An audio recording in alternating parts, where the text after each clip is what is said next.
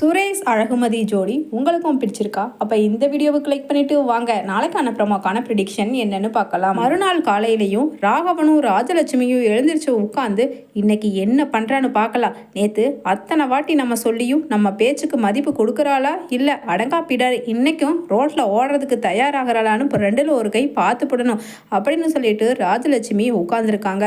அதே சமயம் சுரேஷ் இவளும் நம்ம பேச்சை கேட்க மாட்டா, அம்மாவும் நம்ம சொல்கிறத புரிஞ்சுக்க மாட்டேங்கிறாங்க.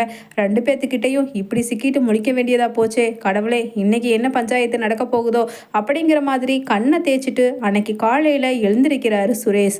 அவருக்கு முன்னாடியே எழுந்திருச்சு வழக்கமாக தான் ஜாகிங் போட அந்த ட்ராக் பேண்ட்டையும் மேலே போடுற டாப்பையும் எடுத்து போட்டுட்டு கிளம்புறாங்க அழகுமதி ஷூ மாட்டுறதுக்காக. அப்போ ரெடியாகி உட்காந்துருக்காரு வாக்கிங் போகிறதுக்காக ராகவனும். அப்போ ஜாகிங் ஓடுறதுக்காக 2 ஜம்ப் பண்ணி பார்த்துட்டு இருக்காங்க அழகுமதி. டேய் சுரேஷு, எங்களையெல்லாம் பார்த்தா என்ன கேனேன்னு எழுதி ஒட்டியிருக்கா?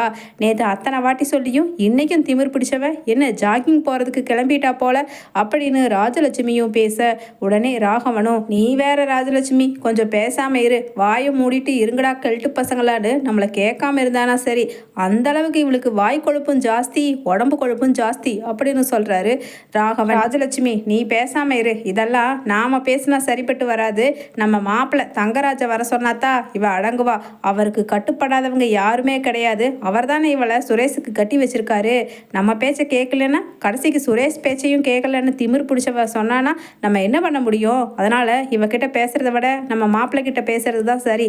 நான் வாக்கிங் போயிட்டு வரேன் இப்போ அப்படின்னு சொல்ல, உடனே என்னங்க அதுக்கு வேண்டி இவ பாட்டுக்கு ஓடி கீடி ஒன்று கிடக்க ஒன்று ரோட்டில் போகிறவன் எவனாவது பார்த்து வச்சிருந்து ஏதாவது நடந்து போச்சுன்னா அதுக்கப்புறம் ஊர் முழுக்க நமக்கு தானே மானக்கேடு. அதுக்கப்புறம் ஐயோ நான் வருமா அப்பா நான் வருமா நினச்சாலே பயமாக இருக்குது. பொட்டை பிள்ளைய பொத்தி பொத்தி வளர்த்தணும்னு சும்மாவா சொன்னாங்க? இவ ஆத்தாக்கும் அப்பனுக்கும் தெரியலன்னா அதுக்கு வேண்டி நாமளும் அப்படியே விட முடியுமா? சுரேஷ் கூட நீயும் போயிட்டு வாடா, ரோட்டில் ஓடணும்னு தலையெழுத்து உனக்கும் இவளை கட்டின பாவத்துக்கு. போ இன்னைக்கு ஒரு நாள் போயிட்டு வா, இன்னைக்கு உன் மச்சான் வந்தாருன்னா 2ல் ஒரு கை பார்த்துட்றேன் அப்படின்னு சொல்லிட்டு ராஜலட்சுமியும் இந்தாங்க வாட்டர் பாட்டில் மறக்காமல் எடுத்துகிட்டு போங்க அப்படின்னு கொண்டு வந்து வைக்கிறாங்க அங்கே ராகவனுக்கு. அதே சமயம் 2 பேருமே ஜாகிங் போய்கிட்டு இருக்காங்க. பின்னாடியே ஓடுற சுரேஷ் மதிக்கிட்ட கேட்குறாரு, நான் தான் நைட்டு உங்ககிட்ட அத்தனை வாட்டி சொன்னேன்ல ஜாகிங் போகாதன்னு, ஏன் இப்படி பிடிவாதமாக இருக்க? வீட்டில் சொல்கிற பெரியவங்களுக்காகவாவது கொஞ்சமாவது மனசிலகி உன்னோட பிடிவாதத்தை விட்டா தான் என்ன அப்படின்னு ஜாகிங் போய்கிட்டே பேச, உடனே அழகுமதி ஜாகிங் போகிறப்ப பேசுகிறது எனக்கு பிடிக்காது அப்படின்னு சொல்கிறாங்க.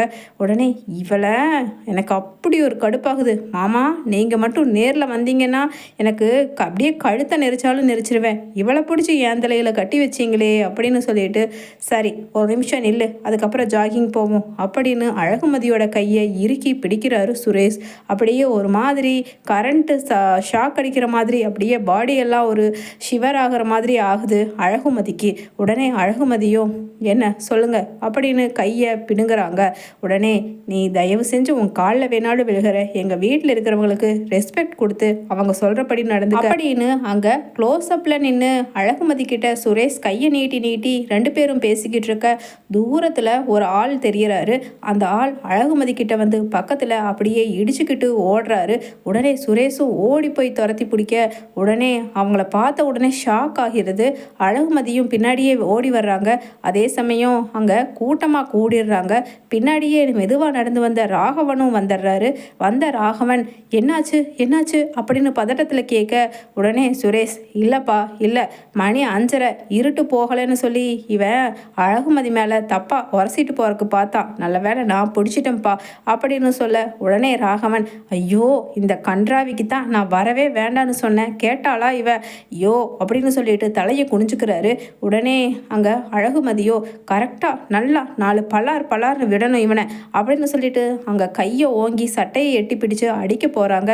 உடனே சுரேஷோ இதை பாரு நானே அடிச்சிட்டேன், இவனை ஸ்டேஷனுக்கு இழுத்துட்டு போக சொல்லியிருக்கேன், வந்து பிடிச்சிட்டு போயிடுவாங்க அப்படின்னு சொல்ல, உடனே மதி சொல்கிறாங்க இவனை எனக்கு ஏற்கனவே தெரியும், நிறைய வாட்டி காலேஜில் எனக்கு இவன் ப்ரப்போஸ் பண்ணியிருக்கான், நான் அதை அக்செப்ட் பண்ணலை, அதனால தான் இப்போ எனக்கு கல்யாணம் ஆகி இந்த ஊரில் இருக்கேன்னு தெரிஞ்ச உடனே நான் அவன் வந்திருப்பான் போல அப்படின்னு சொல்லிட்டு சொல்ல, ஐயையோ என்னென்னமோ இவ வளர்றாளே. டேய் சுரேஷு, இவன் ஒன்றும் உனக்கு தகுந்த நம்ம குடும்பத்துக்கு தகுந்த மருமக மாதிரியும் பொண்டாட்டி மாதிரியும் தெரியலடா அப்படின்னு சொல்லிட்டு நான் வாக்கிங்கே போகலை அப்படின்னு அன்னைக்கும் திரும்பி போயிடுறாரு ராகவன். வீட்டுக்கு போய் அங்கே கேஷுவலாக ஃபேஸ் வாஷ் பண்ணிக்கிட்டு காலேஜ் கிளம்புறதுக்காக டவல் எடுத்துகிட்டு குளிக்கிறதுக்கு கிளம்புறாங்க மதி. அடே ராஜலட்சுமி வாடி இங்கே ஒரு நிமிஷம், இன்னைக்கு என்ன நடந்துச்சு தெரியுமா? இந்த கேடு கட்டவ நம்ம பேச்சை கேட்காம ஜாகிங் போய் எவனோ ஒருத்தன் இடிச்சிட்டு போயிட்டான். நல்ல வேலை நீ சுரேஷை கூட போக சொன்னதால பரவாயில்ல, இல்லைன்னா என்ன ஆயிருக்கும் தெரியுமா? நினச்சே பார்க்க முடியல அப்படின்னு சொல்லிட்டு ராகவன் சொல்ல, உடனே என்னங்க சொல்கிறீங்க? எவனோ ஒருத்தன் இவன் கையை பிடிச்சி இழுத்து இடிச்சிட்டு போயிட்டானா அப்படின்னு கேட்க, பாக்யராஜும் அழகு மலரும் வந்து மதி உனக்கு ஒன்றும் ஆகலைல்லம்மா அப்படின்னு சொல்லிட்டு தலையை தடவி அப்படியே முகத்தையெல்லாம் திருப்பி பார்க்குறாங்க பயத்தோட. அழகு மலர், அக்கா எனக்கு ஒன்றும் ஆகலக்கா அப்படின்னு சொல்ல, ஆமாம் ஆகாமல் விட்டது ரொம்ப பெரிய தப்புன்னு நினைக்கிறேன். அப்படி ஏதாவது ஒன்று ஆயிருந்தாவது உன்னோடது அடங்கி இருக்கும்னு நான் நினைக்கிறேன். என்ன திமிரு, யாருக்குமே அடங்காப்பிடாரியா தெரிகிற? சுரேஷை மட்டும் இன்னைக்கு நான் உன் கூட வர சொல்லனா உன்னோட நிலைமை என்ன ஆயிருக்கும் அப்படின்னு சொல்ல, உடனே அங்கே அழகுமதி சொல்கிறாங்க, என்ன ஆயிருக்கும், அவன் சும்மா இடிச்சிட்டு போன உடனே நான் விட்டுருவேனா? பின்னாடியே துரத்தி போய் அவனை சட்டையை எட்டி பிடிச்சு பலார் பலார்னு அரைஞ்சிருப்பேன். ஆனால் என்ன, உங்கள் புள்ள கூட வந்ததால் அவர் எனக்கு முன்னாடி ஓடி போய் நான் பண்ணதை பண்ணிட்டாரு, வேற ஒன்றும் நடந்திருக்காது அப்படின்னு சொல்ல, அடி பாவி, என்ன பொம்பளை ஆம்பளைன்னு ஒரு மதிப்பு தகுதி தராதரம் தெரியாமல் நீ ஓடி போய் பிடிச்சிருப்பியா? என்னம்மா பேசுகிறா இவ? பேசுகிறதே எனக்கு ஒன்றுமே விளங்கலை. பொட்டை பிள்ளைங்க எப்படி இருக்கணும், ஆம்பளை பசங்க எப்படி இருக்கணும்னு சொல்லி வளர்த்துருந்தா தானே இவளுக்கும் புரிஞ்சிருக்கும். அடங்கா பிடாரி அப்படின்னு சொல்லிட்டு ராஜலட்சுமியும் தலையா அடிச்சுக்க, உடனே ராகவன் சொல்கிறாரு, ராஜலட்சுமி அது மட்டும் இல்லை, இன்னொன்று நான் தலையில் குண்டை தூக்கி போடுற மாதிரி ஒரு விஷயத்தை கேள்விப்பட்டுட்டு வந்தேன். அதுதான் எனக்கு அப்படியே ப்ரெஷரை அதிகப்படுத்தி இப்படி வந்து உட்கார வச்சுட்டு ராஜலட்சுமி அப்படின்னு சொல்கிறாரு. என்னங்க இன்னும் இவளை பற்றி என்னங்க தெரிய வேண்டியது இருக்குது சொல்லுங்க அப்படின்னு ராஜலட்சுமியும் கேட்க, இவ ஏற்கனவே எவனோ என்னமோ பண்ணுனானா, லவ் பண்ணான்னு நான் புரிஞ்சுக்கிட்டேன். ப்ரப்போஸுங்கிறப்போஸுனாங்க.